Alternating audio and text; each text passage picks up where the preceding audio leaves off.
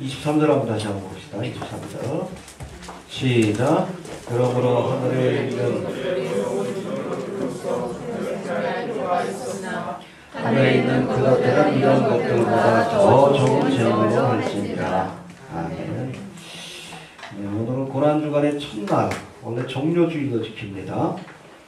첫날인데 예수님이 십자가를 지시고 대속의 사역을 완성하신 이 고난주간을 맞이하여 우리가 한 주간 동안은 십자가의 의미에 대해서 좀 생각해 볼 수 있는 시간을 가지시길 바랍니다.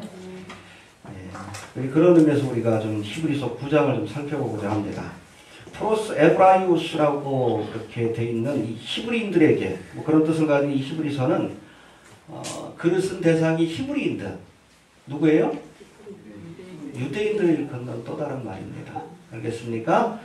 해봅시다. 유대인들을 위해 쓰여졌다. 유대인들을 위해 쓰여졌다. 예, 여기 보면 유대의 여러 가지 뭐 구약의 율법이라든지 제사제도 같은 것들이 많이 나오는데, 그래서 많은 신학자들은 이 히브리서를 구약의 율법에 능통한 그런 사람이 썼을 것이다라고 이렇게 보고 있습니다. 그래서 뭐 가장 유력한 후보로는 뭐 사도 바울 또는 아볼로 여러 사람이 있는데, 정확히는 누구인지 이 히브리서 자체에는 누가 기록했다는 증거는 없습니다.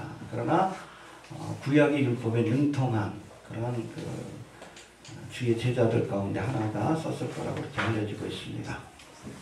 유대인들을 위해서 쓰여진 이 히브리서의 중심 주제는 그리스도의 우월성입니다. 할렐루야. 구약의 모든 율법보다도 예수님 주신 말씀이 더 뛰어나고 할렐루야.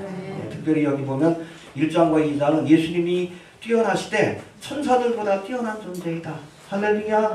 천사는 우리를 수종 들기 위해서 하나님께서 지으신 피조물이지만 예수님은 하나님의 아들로서 찬양과 경배를 받으시기 합당한 분이라고 소개하고 있습니다. 할렐루야. 또 예수님은 3장부터 7장까지는 모든 제사장, 대제사장보다 뛰어나신 분이다. 할렐루야.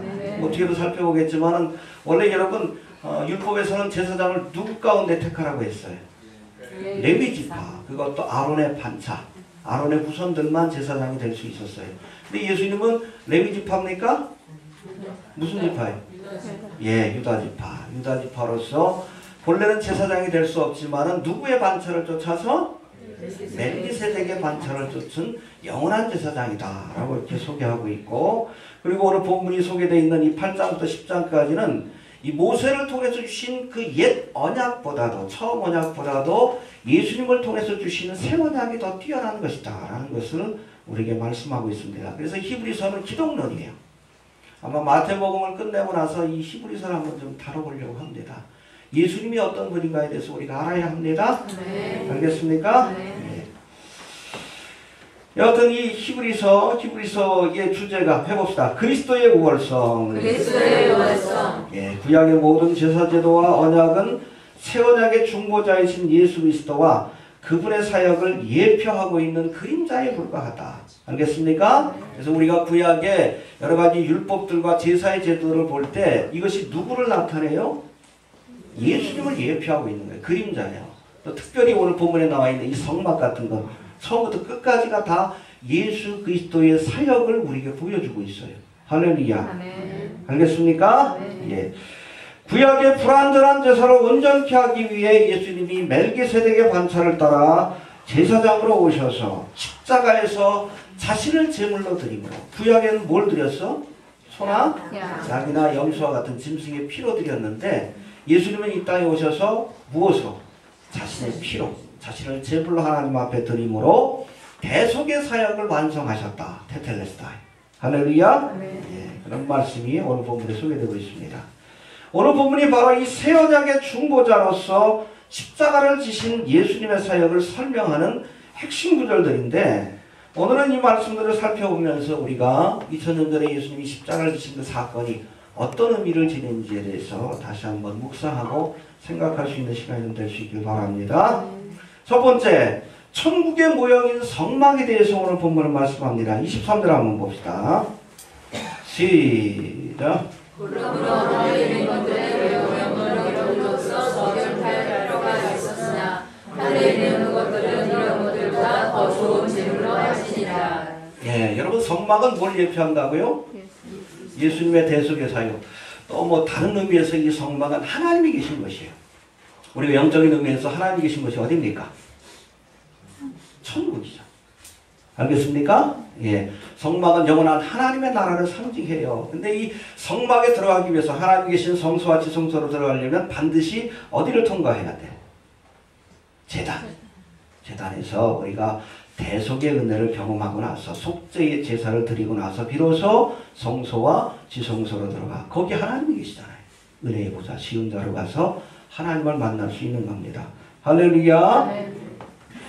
예, 오늘 본문 23절에 나와 있는 하늘에 있는 것들의 모형, 이것이 바로 성막입니다. 해봅시다. 하늘에 있는 것들의 모형. 하늘에 있는 것들의 모형. 하늘에 뭐가 있어요? 하나님이 계신 천국이 있습니다. 신천신지 새 예루살렘이 있습니다. 그것의 모형으로 주신 것이 뭐예요? 성막이다라고 말씀하고 있는 거예요. 그래서 우리가 성막을 연구해야 하나님의 나라에 대해서 알 수 있는 거예요. 이해가 됩니까? 예. 구체적으로 이 9장 1절부터 5절까지 이 하늘에 있는 모형, 바로 하나님의 나라를 상징하는 이 성막이 어떻게 생겼는지에 대해서 설명하는데 1절부터 5절까지 한번 봅시다. 시작. 언약에도 성지는 율법과 세상에 속한 성소가 있다. 예, 성소, 거룩한 곳, 하나님이 계신 것이죠. 하늘에 있는 곳은 천국이고. 이해가 됩니까?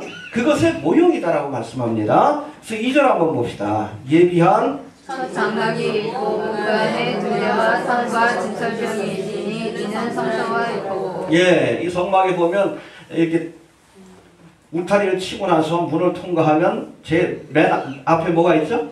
번제단이 있고, 그리고 그 앞에 또 뭐가 있습니까? 물두멍이 있고. 그래서 번제단에서 속죄의 제사를 드리고 물두멍에서 손과 발을 씻은 사람이 비로소 성소와 지성소로 들어갈 수 있는 거예요. 근데 성소에 뭐가 있습니까? 여기 보니까 등대와 상과 진설병. 원래는 향단도 여기 있죠? 분향단. 그래서 분향단은 원래는 성소에 위치하고 있지만 실제로는 지성소에 속한 것으로 이렇게 인정이 되고 있습니다. 특별히 여러분 이 보통 때는 이 성소에 있는 분향단에서 하나님 앞에 분향의 제사를 드리지만 대속죄일 때는 이 분향의 제사, 분향의 향을 살라가지고 지성소로 그렇게 갖고 들어갑니다. 그래서 원래는 위치한 것은 성소에 위치하고 있지만 이 분향단은 지성소에 속한 예물로, 그 성물로 그렇게 취급되고 있다라고 보시면 됩니다. 예, 그리고 3절 한번 봅시다.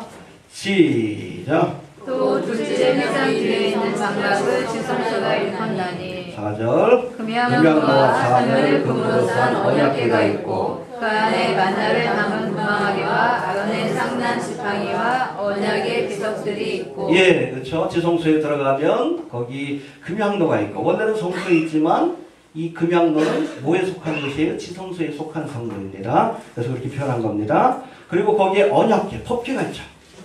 법궤에 세 가지 성물이 있어요. 뭐가 있습니까? 아론의 상난 지팡이, 그리고 언약의 비석들, 그리고 만나를 담은 금방아리. 알겠습니까? 그리고 5절 한번 봅시다. 그 위에 시작. 그 위에 속죄소를 덮는 영광의 그룹들이 있으니 이것들에 관하여는 이제 낱낱이 말할 수 없노라. 예, 법궤의 뚜껑을 속죄소 혹은 지은자라고 얘기를 합니다. 거기에 보면 법궤의 뚜껑에 두 그룹 천사들이 이렇게 마주보면서 이렇게 하나님을 경배하는 모습을 보여주고 있어요. 그리고 거기에 어린 양, 아니 짐승의 피, 황소와 염소의 피를 거기다 뿌리게 되고, 그리고 하나님께서 그 지은자, 이 속죄소 위에 영광의 구름으로 임재하는 것을 구약에서 우리에게 보여주고 있습니다. 할렐루야. 예, 아무튼 이 지성소는 하나님이 계신 곳입니다. 해봅시다. 하나님이 계신 곳이다. 하나님이 계신 곳이다. 예, 그런데 우리가 이렇게 만들어진 성막의 성소와 지성소에 들어가기 위해서는 반드시 피의 제사가 필요했다는 겁니다. 알겠습니까? 예, 피의 제사를 통해 우리가 대속의 은혜를 경험하지 않고 들어가면 죽는 거예요. 반드시 우리가 정결의 예식을 치르고 들어가야 합니다. 그래서 누가 천국에 가요? 죄사함을 받아야 돼요. 이해가 됩니까? 죄사함의 은혜를 받지 않는 사람들은 그 누구도 하나님의 나라에 들어갈 수 없어요. 성소와 지성소에 들어갈 수 없습니다. 왜? 하나님이 거룩하기 때문에. 비록 우리가 죄인이라 할지라도 반드시 이게 대속의 은혜, 대속의 은혜를 경험하고 정결케 되지 않고서는 우리가 하나님의 나라에 들어갈 수 없다는 것을 우리가 알아야 합니다. 바로 구약의 제사가 그것을 우리에게 보여주고 있다는 겁니다. 알겠습니까? 네. 예. 성막의 문을 통과한 제사장이 번제단에서 속죄의 제사를 드리고 그리고 물두멍에서 손과 발을 닦은 뒤에야 비로소 성소와 지성소에 들어가 누구를 만날 수 있습니까? 예, 이게 구원의 과정이에요. 이 번제단이 뭘 상징해? 십자가 아니에요. 십자가. 여러분 십자가를 통과하지 않으면 십자가에서 대속의 은혜를 경험하지 않으면 우리가 하나님의 나라를 들어갈 수가 없는 거예요. 이해됩니까? 네. 아무튼 이렇게 해야 우리가 은혜의 보좌 즉 속죄소가 있는 지성소 이 지성소에 들어갈 수 있었는데 구약에서는 그것도 아무나 들어가는 것이 아니에요. 성소에 들어가는 사람은 누구요? 제사장들만. 지성소는 또 누구? 대제사장만. 아무 때나 들어가는 것도 아니잖아. 1년에 한 번 대속죄. 이해가 됩니까? 예, 아무튼 이 대속죄일 때 대제사장은 번제단에서 잡은 짐승, 소와 염소입니다. 이 염소의 피를 가지고 들어가야 했다라고 성경은 말씀합니다. 여러분 구약의 제사장들이 성소와 지성소에 들어가기 위해 지키는 절차가 바로 우리가 어떻게 해야 하나님이 계신 천국에 들어갈 수 있는지를 보여주는 하나의 모형, 모델이다, 예표다라고 이렇게 이해하시면 됩니다. 이해가 됩니까? 23절의 말씀에 보면 23절 한번 다시 한번 봅시다. 시작. 그러므로 하늘에 있는 것들의 모형은 이런 것으로서 정결케 할 필요가 있었으나 하늘에 있는 그것들은 이런 것들보다 더 좋은 이물로 하시니라. 네, 이 말씀이 무슨 뜻인가 하면 하늘에 있는 것들의 모형, 즉 천국의 모형인 성막에 들어가기 위해서도 정결케 하는 피의 제사가 필요했다. 이해되시죠? 심지어 우리가 하늘의 모형이라고 하는 성막에 들어가기 위해서도 정결케 하는 예식, 정결케 하는 피가 필요했다는 거예요. 속죄의 은혜가 필요했다는 겁니다. 하물며 이 성막의 원형이라고 할 수 있는 천국에 들어가기 위해서는 얼마나 더 정결케 하는 제사가 필요하겠는가. 이해가 되십니까? 여러분 제사장이 하나님이 계신 성소와 지성소에 들어가기 위해 속죄의 피가 필요했던 것처럼 예수님이 십자가에서 흘리신 대속의 피가 아니면 그 누구도 하나님이 계신 천국에 들어갈 수 없다는 것을 기억할 수 있게 되기를 바랍니다. 아멘. 다른 이로서는 구원 얻을 수 없나니 천하인간에 구원 얻을 만한 다른 이름을 주신 적이 없다. 여러분 부처가 나를 위해서 십자가를 진 게 아니에요. 마호메트가 나를 위해서 대속의 사역을 완성한 게 아닙니다. 예수 외에는 없어요. 하나님을 보내신 어린 양이신 예수님이 우리를 위해서 십자가에서 대속의 사역을 완성하였기에 우리가 예수의 이름으로 구원을 얻게 되는 겁니다. 하나님의 나라에 들어갈 수 있는 거예요. 다른 것으로는 안 됩니다. 알겠습니까? 요즘 뭐 WC 종교통합 얘기하는데 그건 여러분 세상의 철학이지 성경은 아니에요. 예수 외에는 우리를 구원할 자가 없습니다. 나의 죄를 씻기는 예수의 피밖에요. 그렇죠. 예수의 피밖에 없어요. 이렇게 예수의 피로 보혈의 피로 씻음 받은 사람들만이 이게 정결의 예식이에요. 이 예식을 치른 자만이 여러분 비로소 성소와 지성소로 들어가 하나님을 만날 수 있는 은혜를 얻게 될지도 믿습니다. 아멘. 예수 믿어야 구원 받습니다. 아멘. 알겠습니까? 아멘. 또 두 번째, 첫 언약과 새 언약이라는 말씀이 나오는데 여러분 처음 언약은 누구를 통해서 주신 언약이에요? 이 성막을 누굴 통해서 주셨어요? 율법을 누굴 통해서 주셨어요? 모세를 통해서. 여긴 십계명의 말씀과 율법과 제사제도. 실제는 여러분 시내산에서 모세가 두 가지를 받아갖고 내려오죠. 율법의 상징인 십계명과 함께 또 그래서 하늘의 장막의 모형인 성막에 대한 모형들을 갖고 옵니다. 알겠습니까? 그래서 여러분 십계명의 역할은 뭐예요? 율법의 역할은 뭐예요? 죄를 깨닫게 하는 거예요. 갈라디아서에 나오잖아요. 율법주의가 왜 이단인가? 우리가 지킬 수 없어요. 지키지 못할 줄 알면서 율법을 주신 거예요. 로마서하고 우리 갈라디아서를 보세요. 율법을 지킴으로 구원받으라고 율법을 주신 게 아니에요. 우리가 죄인이라는 사실을 깨닫게 하시려고 주신 거예요. 그래서 율법을 거울이라고 하잖아요. 아무리 얼굴에 더러운 것이 묻어 있어도 우리가 거울을 통해서 보기 전에는 이것이 더러운 것이 묻어 있다는 사실을 확인하기가 힘들어요. 우리가 하나님 앞에 얼마나 심각한 죄인인지 우리가 스스로 바라볼 때는 깨닫지 못해요. 그러나 율법의 말씀을 통해 하나님 주신 명령과 말씀을 통해 아, 내가 죄인이라는 사실을 깨닫게 되는 거예요. 갈라디아서 뭐라고 합니까? 죄로 죄되게 하기 위해서 율법을 주셨다. 해봅시다. 죄로 죄되게 하기 위해서. 죄를 깨달아야 여러분 대속의 은혜가 필요하다는 사실을 인정하기 때문에 그런 거예요. 이 복음을 전할 때 첫 번째가 그겁니다. 당신 죄인이야. 그 죄 때문에 지옥 가. 첫 번째예요. 그걸 인정하지 않으면 대속의 은혜를 바라볼 수가 없는 거예요. 이 율법의 역할은 거울과 같은 거예요. 죄로 죄되게 하는. 그렇다면 이제 여러분 십계명 율법의 말씀을 통해 죄를 깨달았으면 어떻게 해야 돼? 이 죄 문제를 해결해야지. 그 죄의 문제를 해결하라고 주신 것이 바로 성막입니다. 거기서 드려지는 제사를 통해, 번제단에서 드려지는 제사를 통해 우리가 하나님 앞에 정결함을 얻고 의롭다 하심을 얻고 그렇게 정결함을 얻은 자들만이 성소와 지성소로 들어가 하나님을 만날 수 있게 되는 거예요. 할렐루야. 아멘. 이것이 바로 모세를 통해서 주신 첫 언약이고 이건 그림자에 불과합니다. 이건 장차 예수님이 오셔서 십자가에서 이루실 새 언약. 바로 십자가를 통해 대속의 사역을 완성하실 예수님의 십자가의 사역을 미리 보여주는 그림자에 불과하다라고 보시면 됩니다. 알겠습니까? 네. 그래서 첫 언약은 누구를 통해서 주셨어요? 모세를 통해서. 새 언약은 누구를 통해서? 예, 여러분 첫 언약이 완전하다면 새 언약을 주실 필요가 없는 거예요. 새 언약은 불완전한 것이기 때문에 일시적인 것이기 때문에 하나님께서 2000년 전에 예수님을 통해서 십자가를 통해서 우리가 정결케 되고 의롭다함을 얻고 구원받는다는 그런 새로운 언약을 주신 줄로 그렇게 믿습니다. 할렐루야. 예. 이해가 되십니까? 예. 그래서 특별히 이 새 언약을 통해서 주신 이 정결케 되는 하나님의 은혜를 23절에서는 더 나은 제물 혹은 더 나은 제사라고 표현합니다. 23절 한번 봅시다. 시작. 그러므로 하늘에 있는 것들의 부름은 이런 것들보다 정결할 필요가 있었으나 하늘에 있는 그것들은 이것들보다 더 좋은 제물로 할지니라. 여러분 모세를 통해서 주신 첫 언약의 핵심은 율법이 아니에요. 뭡니까? 성막이에요.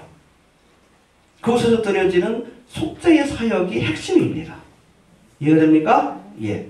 여하튼 첫 언약의 핵심이 죄사함을 얻기 위해 성막에서 드려지는 속죄의 사역, 제사인 것처럼 새 언약의 핵심도 바로 예수님이 십자가에서 이루신 대속의 사역을 의미합니다.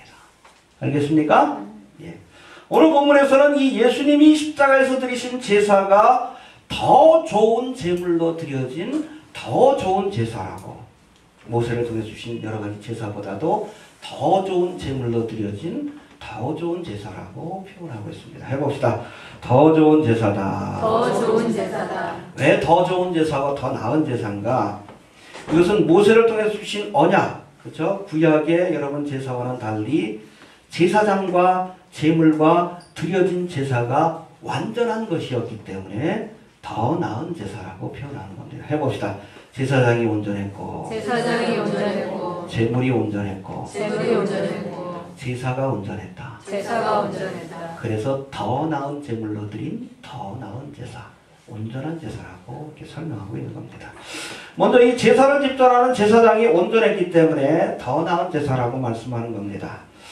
이 본래 예수님은 아까도 말씀드렸지만은 레위 지파가 아니기 때문에 이스라엘의 율법으로는 제사장이 될 수가 없어요. 그러나 누구의 반차를 쫓아서 멜기세덱. 창세기에 나오는 이 아브라함이 이 조카롯을 구하기 위해서 가나안 왕들하고 싸우고 돌아올 때 그때 이 멜기세덱이 와가지고 축복을 해주니까 멜기세덱에게 뭘 드려요? 11조를 바치는 장면이 나옵니다. 멜기세덱에서 대해서 설명할 때 뒤에도 나옵니다. 앞에서 나옵니다. 5장에 보면 멜기세덱 뭐 족보도 없고 시작도 없고 끝도 없고 또 살레망이라고 표현되어 있습니다. 예루살렘의 왕. 예수님을 예표하는 인물 가운데 하나입니다. 여하튼 이 멜기세덱의 반차를 쫓은 제사장으로서 무엇을 제물로 드렸어요? 구약에서는 제사장들이 뭘 가지고 제물 드렸어요? 양이나 소나 염소. 그런데 예수님은 뭘 가지고 제물로 드렸어요? 자기 자신을 제물로 드린 거예요. 하나님의 양. 그리고 이 대속의 사역을 십자가에서 완성하셨습니다. 할렐루야. 예. 이렇듯 멜기세덱의 반차를 쫓아 대제사장이 되신 예수님은 영원한 제사장입니다. 해봅시다. 영원한 제사장이다. 영원한 제사장이다. 그래서 여러분 직장에 보면 이 구약의 제사장은 불완전한 것이다. 제사장 직분을 맡았다 할지라도 영원히 맡을 수가 없잖아. 왜? 죽으니까. 그래서 구약시대 때는 여러 제사장이 필요한 거예요. 그 사람이 죽으면 그 아들이, 또 그 사람이 죽으면 또 그 아들이. 여러 제사장이 필요합니다. 불완전한 제사장이에요. 그러나 우리의 예수님은, 우리를 위해서 대속의 사역을 이루신 제사장 되신 예수님은 영원한 제사장, 지금도 부활하여 영원히 함께 하시는 영원하고 온전한 제사장임을 믿으시길 바랍니다. 아멘. 이것이 바로 새 언약의 온전성에 대한 첫 번째 근거입니다. 또 두 번째, 이 새 언약을 위해 드려진 제물이 온전했기 때문에 더 나은 제사라고 말씀하고 있는 겁니다. 여러분, 첫 언약의 제사는 짐승의 피를 가지고 드리는 제사입니다. 해봅시다. 짐승의 피로 드리는 제사다. 드리는 제사다. 그래서 이 제사에 쓰여지는 짐승들이 뭐가 있어요? 황소. 부자들은 여러분 보통 황소를 드립니다. 그리고 양, 그리고 염소. 가난한 사람은 뭘 드려? 삐뚤기. 예. 중요한 것은 피의 제사라는 것이 중요해요. 여러분, 피를 드리는 건 뭘 드리는 거예요? 생명을 드리는 거예요. 이해가 됩니까? 그게 핵심이에요. 여러분, 속죄의 제사, 번제의 핵심은 피입니다. 피의 제사를 드려야 되는 거예요. 피 흘림이 없으면 죄사함이 없다. 왜? 피는 생명이기 때문에. 죄의 삭은 뭐라고 했어요? 사망이에요. 우리가 죄를 지으면 세상에서는 뭐 죄 경중에 따라 부류 아니면 감옥, 무기징역 뭐 이런 것들이 있지만 하나님 앞에 죄를 지면 무조건 죽는 거예요. 도적질을 해도 죽는 거고, 살인을 해도 죽는 거고, 간음을 해도 죽는 거고. 하나님의 판결은 하나입니다. 죄의 삭은 사망. 그래서 우리를 대신해서 하나님께서 소나 양과 비둘기의 생명을 하나님 앞에 바침으로 그 죄를 대신 갚아주시게끔 하신 겁니다. 이것이 바로 대속의 사역이라고 이렇게 표현하고 있어요. 해봅시다. 대속의 사역. 대속의 사역. 네, 마지막 때 예수님께서 오셔서 하나님의 어린 양으로서 십자가에서 대속의 사역을 완성하시며, 할렐루야. 오늘날 우리는 예수 그리스도의 보혈의 공로를 의지하여 죄사함을 받고 하나님 앞에 나아갈 수 있는 특권과 은혜를 얻게 된 줄로 그렇게 믿습니다. 할렐루야. 여하튼 여러분, 이 구약에서 드려지는 이 짐승의 피는 일시적인 겁니다. 해봅시다. 일시적인 것이다. 일시적인 것이다. 그래서 오늘 내가 제사를 드렸다 할지라도 또 죄를 지으면 또 제물을 갖고 와서 하나님 앞에 제사를 드려야 돼. 대속죄일도 뭐 황소의 피와 또 그 뭐 염소의 피를 가지고 하나님 앞에 속하는 그런 정결의 예식을 치르는데 그걸로 끝나는 것이 아니라 다음 해가 오면 또 해야 돼. 반복되는 겁니다. 왜? 짐승의 피가 비록 죄를 정결케 하지만 온전히 정결케 하지는 못하기 때문에 그렇습니다. 일시적인 효과밖에 없기 때문에. 그러나 여러분, 예수님의 피는 우리의 죄를 온전케 깨끗이 하실 수 있음을 믿으시길 바랍니다. 나의 죄를 씻기는 예수의 피밖에요. 알겠습니까? 그래서 예수님이 드린 그 제물, 자신을 제물로 드린 겁니다. 이 어린 양 대신 예수님의 제물이 보다 나은 제물, 또 온전한 제물이라고 말씀하고 있는 겁니다. 또 세 번째, 이 새 언약의 제사는 단번에 드린 제사이기 때문에 온전한 제사라고 이렇게 말씀하고 있는 겁니다. 26절 한번 봅시다. 시작. 그리하여 그가 세상을 창조할 때부터 자존을 받았어야 할 것이로되 이제 자기를 단번에 제사로 드려 죄를 없게 하시려고 세상 끝에 나타나셨느니라. 네, 여러분, 십자가의 사건은 반복되는 사건이 아닙니다. 한 번. 한 번에 모든 제사를, 속죄의 제사, 대속의 사역을 완성하셨습니다. 헬러어로 보면 이 단번에가 에파팍스라고 되어 있는데 영어로 보면 once 혹은 once for이라고 되어 있어요. 한 번에 영원히. 해봅시다. 한 번에 한 번에 영원토록. 영원토록. 할렐루야. 예.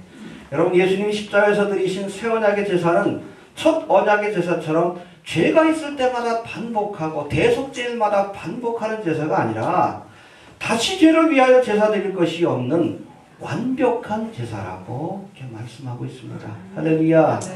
그래서 요한복음 19장 30절에 보면 예수님의 가상칠언 가운데 맨 마지막 말씀이 나와요. 뭐라고 하셨습니까? 다 이루었다.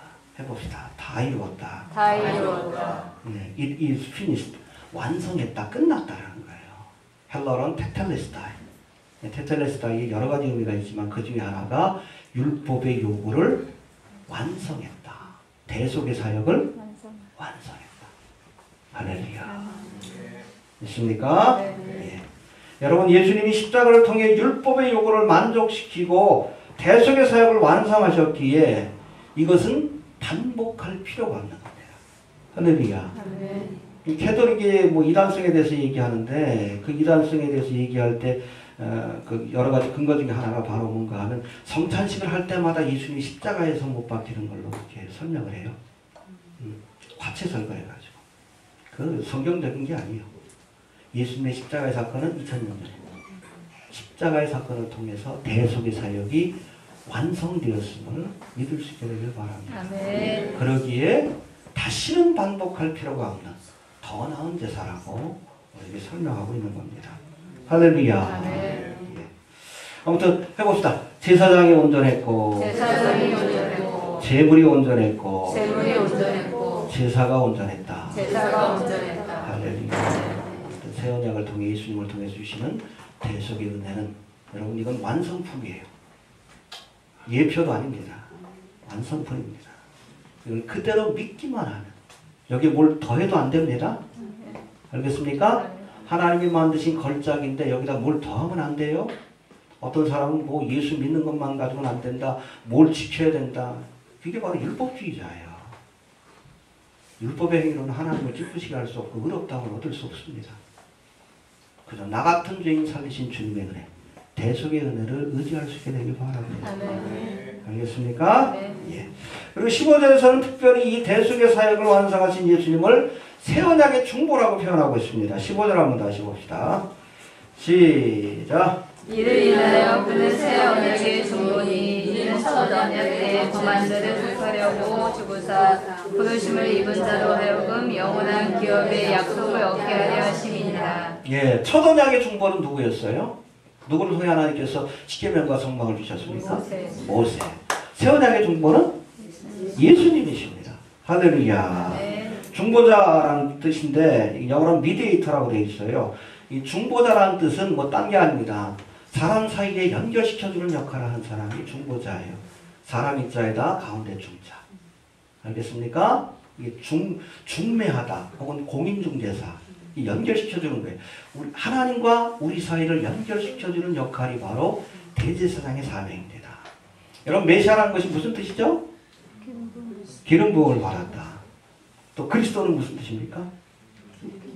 똑같은 말이에요. 하나는 히브리어고 하나는 헬라어입니다. 그래서 예수 그리스도는 예수가 메시아, 기름 부음 받은 자다. 할렐루야.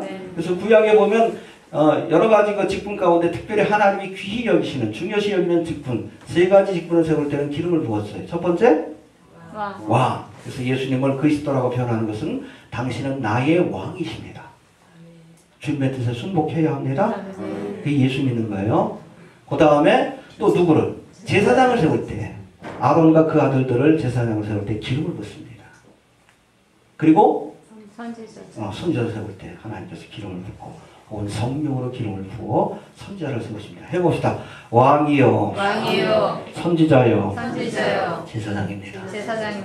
예수님이 그리스도라는 것은 구약에 약속된 왕과 선지자와 제사장. 근데 여기 이 왕은 통치의 개념이고 이 선지자와 제사장이 바로 중보자의 개념이에요. 알겠습니까? 이들의 역할은 하나님과 사람 사이를 연결시켜주는 거예요. 근데 선지자는 누구를 대표합니까? 하나님을 대표해서 하나님의 말씀을 백성들에게 전해주는 사람이에요. 이해가 됩니까? 오늘 교회가 선지자적 사명을 감당해야 돼. 이 땅에 하나님의 뜻을, 하나님의 말씀을 가지고 선포하는 역할을 해야 합니다. 그릇된 길을 갈 때 하나님의 말씀을 가지고 그렇게 하면 안 된다라고. 차별금지법을 통해 동성애를 참고를 하려고 할 때 우리가 나서야 합니다. 그거 안 된다고 하나님께서 기뻐하지 않는 일이라. 선지자적 사명을 감당해야 돼. 똑같은 중보자지만 그러나 여러분 제사장의 역할은 뭡니까? 누구를 대표해? 백성. 모든 백성들 죄인을 대신해서 하나님 앞에 나아가는 자예요. 그래서 백성들의 죄를 대신해서 대속의 사역 제사를 드리고 백성들을 대신해서 지성소로 가서 하나님 앞에 기도하는, 여러분 이 두 가지 사명을 다 감당해야 합니다. 할렐루야. 네. 예, 바로 예수님께서 새 언약의 중보자로서, 특별히 본문에서는 제사장으로서 우리를 대신해서 대속의 사역을 완성하시고 하나님과 우리 사이를 연결시켜 주시는 중보자가 되어 주셨다라고 말씀하고 있는 겁니다. 할렐루야.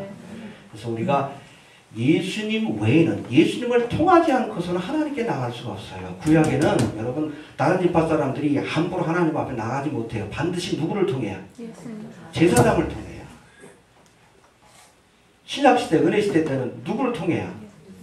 그렇죠. 우리가 기도할 때도 누구의 이름으로? 중보자가 되시기 때문에. 우리가 구원받는 것도 예수의 이름으로. 알겠습니까? 그건 예수님이 하나님과 우리 사이에 중보자가 되시기 때문에 그렇습니다. 죄인이 함부로 나오는 아니에요. 반드시 제사장을 통해서, 중보자를 통해서.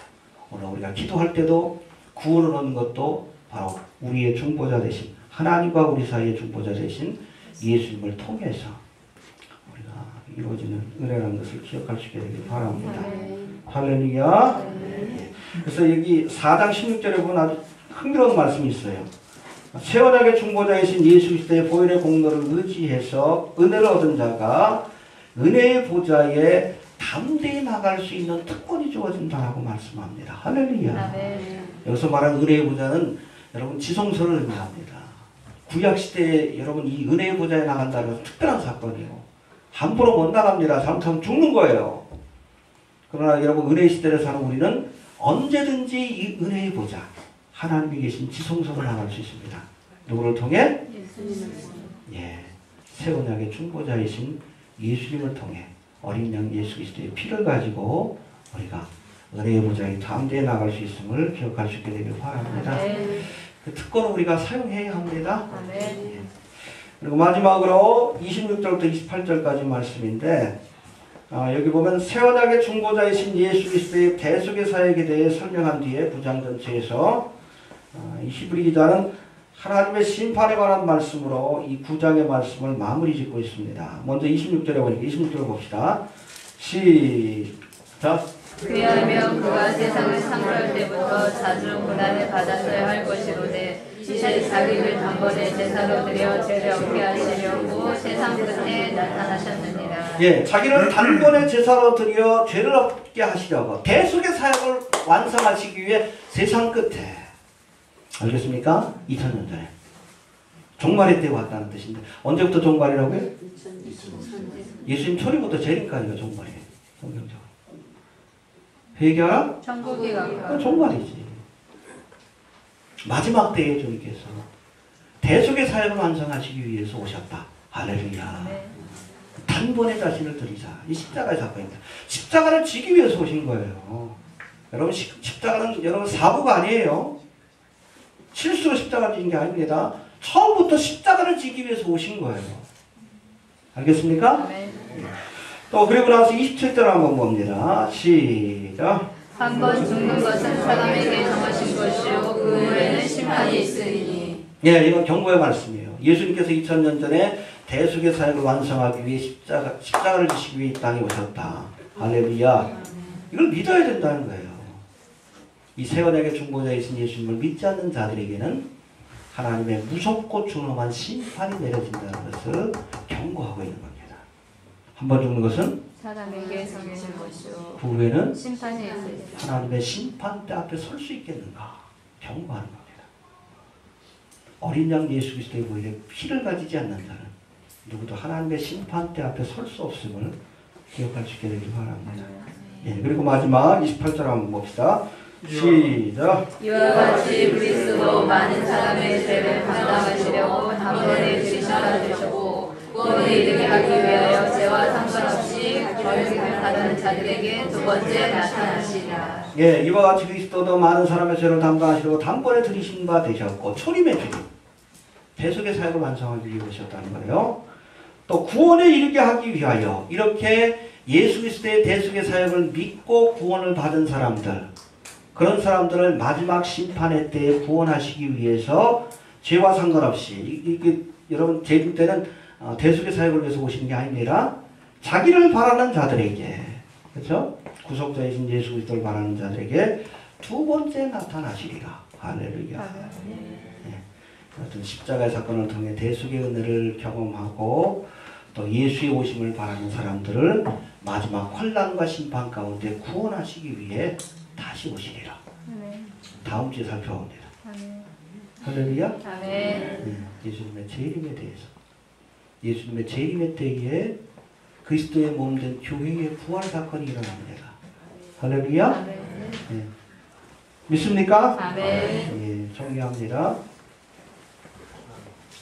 예, 아무튼 이 말씀 뭔가 초림의 주님은 대속의 사역을 완성하기 위해 오셨다. 재림의 주님은 이렇게 구원받은 자들, 주님의 대속의 은혜를 믿고 구원받은 자들을 마지막 때에 환난과 심판으로부터 구원하시기 위해 오신다. 이해되십니까? 아멘. 예. 정리합니다. 멜기세덱의 반차를 쫓아내신 새 언약의 중보자 예수 그리스도께서 십자가에서 자기 자신을 제물로 드리심으로 대속의 사역을 완성하셨습니다. 단번에 once for 반복될 필요가 없습니다.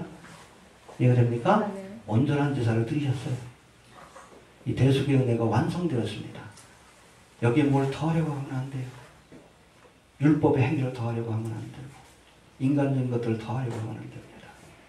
예수님이 십자가에서 완성하셨습니다. 대속의 사역을. 그것을 우리가 믿기만 하면, 이해가 되십니까? 믿기만 하면 구원받는 거예요. 이해가 되십니까? 이 예수를 믿는 자들은 누구든지 새 언약의 장막인, 그렇죠? 옛 언약의 장막인 여러분 성막이 아니라 새 언약의 장막인 천국에 들어가는 은혜를 얻게 될 것이다 라고 말씀합니다. 옛 언약의 장막인 성막에 들어갈 때도 짐승의 피를 받고 들어갔듯이 우리가 마지막 때에 하나님의 나라에 들어가기 위해서 어린 양 예수 그리스도의 보혈의 피를 가지고 나아가야 함을 기억할 수 있게 되길 바랍니다. 여하튼 이 대속의 은혜를 받아들이는 자들에게는 마지막 때에 하나님이 구원하시는 은혜를 얻게 될 것이지만 그렇지 않은 자들은 하나님의 심판을 피할 수 없다는 것을 꼭 기억할 수 있게 되길 바랍니다. 아멘. 네, 주신 말씀 붙들고 잠깐 한번 기도합니다.